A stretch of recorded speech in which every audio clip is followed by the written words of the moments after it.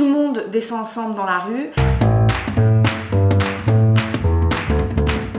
Et les filles, surtout les femmes, vont commencer à faire des performances en brûlant leur voile, en le tournant au-dessus de leur tête, et elles vont performer, encore une fois, publiquement leur absence de peur.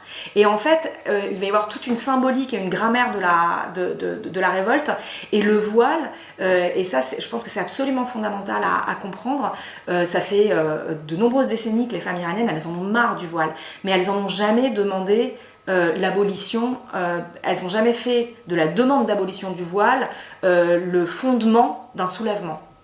Et là, elles le font parce que c'est un langage de révolte. Parce qu'en faisant ça, en fait, elles s'attaquent au cœur du pouvoir. Elles s'attaquent à une ligne rouge, et donc elles disent à l'État, on vient transformer les frontières que tu nous as instituées, les lignes rouges, en barricades, on monte dessus et on va au front.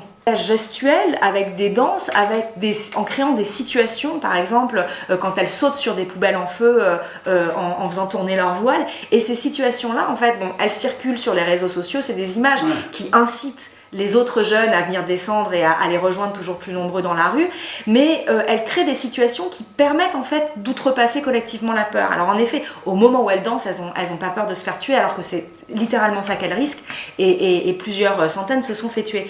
Mais il était très important en fait de mettre en scène collectivement le fait de ne pas avoir peur, parce que c'est sur cette peur collective et la production de cette peur collective comme ciment qui lie de façon implicite la société iranienne que s'est construite le régime d'adhésion, de consentement de la République islamique.